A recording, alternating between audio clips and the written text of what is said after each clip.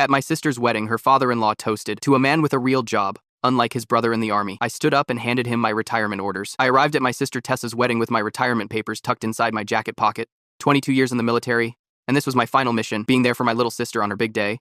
The venue was beautiful, all white flowers and twinkling lights. Mom intercepted me at the entrance, pulling me aside with that worried look I knew too well. She squeezed my arm gently. "Marcus, I need to warn you about Victor." "Caleb's father?" I asked. "He's difficult, very opinionated about what constitutes a real career." Her eyes darted across the room to where a tall, well-dressed man stood holding court among several guests. I nodded, understanding immediately. "Got it, I'll keep my distance." Tessa spotted me from across the room and rushed over, her wedding dress floating around her like a cloud. She hugged me tightly. "You made it! I wasn't sure if you'd get leave in time." "Wouldn't miss it for anything," I told her. She introduced me to Caleb and his brother Wesley. Both seemed nervous, exchanging glances when Tessa mentioned my military service. I noticed Caleb's firm handshake and genuine smile despite the awkwardness. The ceremony began shortly after. I sat next to Mom in the front row, watching my sister beam with happiness. Victor, seated across the aisle, made several pointed comments about steady careers and real contributions, just loud enough for me to hear. I ignored him, focusing instead on Tessa's joy. This was her day, not a time for confrontation. After the ceremony, I was surprised to see Desmond, my former commanding officer, among the guests. He approached me with a warm smile. "Couldn't miss seeing you off to civilian life, Colonel." We were catching up when Leanna, Tessa's maid of honor, appeared at my side. She leaned in close. "Just a heads up, Victor's been making comments all day about military careers being for people who couldn't hack it in the real world." "Thanks for the warning," I said. "I'm used to it." During cocktail hour, Victor's voice carried across the terrace. "Real careers build something lasting, not just following orders and playing soldier." He wasn't looking at me, but the message was clear. Caleb approached me moments later, his face flushed with embarrassment. "I'm sorry about my father. He doesn't understand what you do." "Don't worry about it," I assured him. "This is about you and Tessa, not me." My father Connor stood nearby, proudly telling another guest about my service record. 22 years serving his country. That's my son. I noticed Tessa's anxious glances toward Victor's family throughout the evening. She seemed tense whenever they were nearby, her smile becoming forced. I considered leaving early to prevent any drama, but I couldn't do that to her. The wedding planner, Kendra, announced dinner would begin soon. "We'll start with toasts right after everyone's seated," she said, directing guests toward the ballroom. I took my place at the head table, feeling the weight of my retirement papers in my jacket. They represented everything I'd accomplished, everything Victor seemed to dismiss. Corinne, my ex-wife, stopped by my chair before taking her seat. "I'm proud of you, Marcus," she said quietly. "Always have been." Before I could respond, the sound of metal against glass cut through the chatter. Victor stood, champagne flute in hand, ready to make the first toast of the evening. His eyes met mine briefly, a smug smile playing at the corners of his mouth. The room quieted as he prepared to speak. Victor stood with his champagne glass raised, commanding everyone's attention. His smile was all teeth, and no warmth. The entire ballroom fell silent as he began his toast. "Today, my son Caleb has proven what I've always known. He's a man who makes the right choices," Victor announced. "He chose a prestigious college, a respectable career in finance, and now, a beautiful bride." Tessa gripped Caleb's hand tightly under the table. Her smile looked frozen in place. Victor continued, his voice carrying across the room with practiced authority. "Some young men waste their prime years chasing adventure or following orders," he said. "Not my Caleb. He built something real, something that matters." I felt the room's attention shift toward me. Victor wasn't even trying to be subtle anymore. Patrice touched her husband's arm gently. "Victor, perhaps we should focus on the happy couple," she suggested quietly. He ignored her completely. "My son earns 6 figures helping businesses grow, not destroying things in foreign countries," Victor continued. "He'll provide Tessa with stability and a real future." Micah, Victor's business partner, chuckled from the next table. This encouraged Victor further. He raised his glass higher. "I'm proud that my son chose a real career instead of playing soldier for 2 decades, he said, looking directly at me now. To Caleb, a man with a real job. The silence that followed was absolute. Not a single guest raised their glass. I saw the color drain from Tessa's face. This wasn't just embarrassment, it was fear. "Dad, that's enough," Caleb said, standing quickly. "You're being incredibly disrespectful to Marcus." My mother appeared at my side like she'd materialized from thin air. She placed her hand on my shoulder and whispered, "Let it go, Marcus, for Tessa's sake." Caleb was frantically apologizing to everyone. "I'm so sorry. My father doesn't speak for me, or my feelings about military service." Wesley stood up and reached for the microphone. "I think that's enough toasting for now, Dad." Victor pulled the microphone away from his son's grasp. "I'm not finished." Kendra, the wedding planner, rushed to the front of the room. "Let's move on to the cake cutting, shall we?" Her voice was high and strained. I noticed how coordinated their response was. Caleb, Wesley, Patrice, and Kendra all working together to contain Victor. This clearly wasn't the first time they'd managed his behavior. The guests were watching me now. I felt their eyes, waiting to see if the military man would explode. I caught Desmond's gaze across the room. He gave me a slight nod, the same one he'd given before difficult missions. I looked at Tessa, who seemed torn between fury and tears. Caleb was still apologizing, his face flushed with shame. Patrice was tugging at Victor's jacket sleeve, trying to get him to sit down. Victor remained standing, his expression smug and challenging. He thought he'd won something. He thought I would either cause a scene or slink away defeated. I felt the weight of my retirement papers in my jacket pocket. 22 years of service, 3 months of carrying these orders, waiting for the right moment to begin my civilian life. The ballroom remained frozen in that terrible silence. Victor raised his glass again, clearly enjoying being the center of attention. To real careers and real contributions to society. Liana caught my eye from the head table. She looked ready to tackle Victor herself if I didn't respond. Mallory was whispering frantically to the other bridesmaids, all of them watching me with concern. Seth, the photographer, had his camera raised, capturing this moment of family drama for posterity. I wondered what headline he was imagining for this shot. I took a deep breath and straightened my shoulders. The decision was made. I stood up slowly, methodically straightening my jacket with the precision that had become second nature after 2 decades of military discipline. Every eye in the room followed me as I began to move.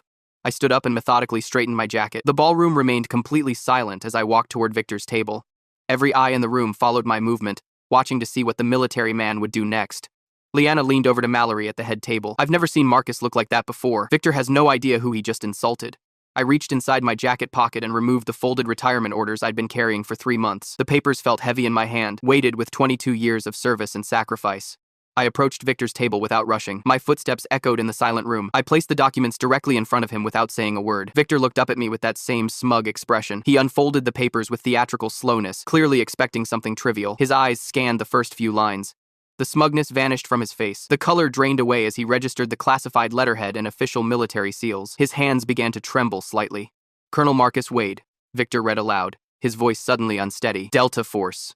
A murmur swept through the ballroom. Guests exchanged shocked glances. Tessa's mouth fell open in surprise. Victor continued reading, his voice growing quieter with each line. Joint Special Operations Command. Operation Gothic Serpent. Silver Star recipient. Bronze Star with Valor. I stood perfectly still as Victor absorbed the information. His hands were visibly shaking now. He looked up at me with new eyes, suddenly understanding exactly who he'd been insulting. These are classified counterterrorism operations, he said, his voice barely audible.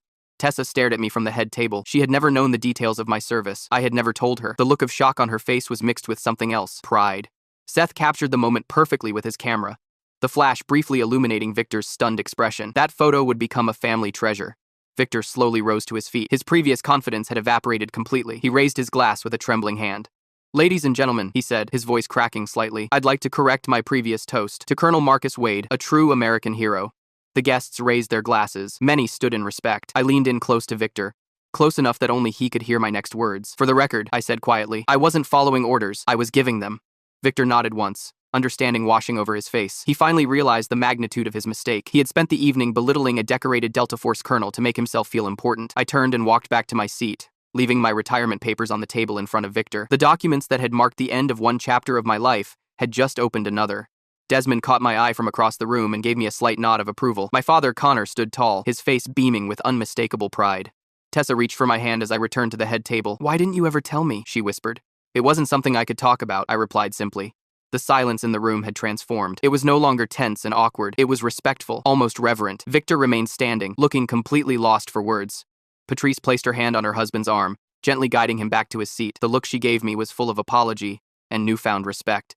Caleb stood up and raised his glass. To my brother-in-law, Colonel Marcus Wade, thank you for your service. The entire room echoed his words. Thank you for your service. I nodded once in acknowledgement. I hadn't wanted this attention or recognition. I'd spent my career in the shadows by choice, but Victor had forced my hand. Kendra approached the head table, clearly relieved that the tension had been diffused. Shall we proceed with the cake cutting now? She asked. Tessa squeezed my hand one more time before standing to join her new husband. The celebration continued, but something fundamental had changed in the room. I watched as Victor sat in stunned silence, still staring at my retirement papers. He now understood exactly who he had been trying to humiliate. The man who had spent 22 years protecting people like him, whether they appreciated it or not. The applause started with one person and swept through the entire ballroom like a wave. Guests rose to their feet in a standing ovation. The atmosphere had completely transformed from tense silence to overwhelming respect. Desmond approached me and rendered a perfect military salute. Colonel Wade, it's been an honor serving with you. I returned his salute crisply. The honor was mine, Commander. Victor made his way to me after the applause died down. He looked like a completely different man, humbled and uncomfortable. Colonel, I'd like to apologize for my behavior. I accept your apology, I told him. On one condition. Anything, he said quickly. Never speak about military service that way again. Not to me, not to anyone. My tone left no room for negotiation. Victor nodded. You have my word. Tessa broke away from the head table and wrapped her arms around me. I had no idea, she whispered. Thank you for showing restraint. Anyone else would have caused a scene. I hugged her back. It's your day. That's all that matters. Caleb approached next, his face still flushed with embarrassment. Marcus, I'm so sorry about my father. I promise I'll handle him from now on. Your father made his own choices, I said. You're not responsible for his actions. Patrice found me near the cake table a few minutes later. She looked genuinely distressed. Colonel Wade, I'm ashamed of Victor's behavior. Please know his views aren't shared by the rest of us. I appreciate that, I said simply. My father, Connor, spent the next hour proudly introducing me to everyone he could find. This is my son, Colonel Marcus Wade. The pride in his voice was unmistakable. Kendra managed to get the reception back on track. Ladies and gentlemen, the bride and groom will now cut their cake.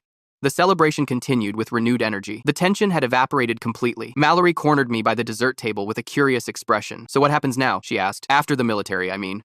I'm starting a veteran support program, I explained, helping soldiers transition to civilian life. That's amazing, she said. The world needs more people like you. I noticed Micah deliberately avoiding me for the rest of the night. He took the long way around tables whenever I was nearby. His earlier laughter at Victor's comments had clearly come back to haunt him. Corinne approached me during the final hour of the reception. I always knew you'd succeed, Marcus. You were always destined for greatness. Thank you, I said. That means a lot. The DJ asked me to say a few words before the final dance. I hadn't planned to speak, but the room quieted as I took the microphone. I spent 22 years serving alongside the finest men and women this country has to offer. I said, I found purpose in service. Now I'm starting a new chapter, but that purpose remains the same, to serve others. Tessa and Caleb left the reception amid a shower of rose petals. They looked happy together, despite the family drama. Something fundamental had shifted in their family dynamic tonight.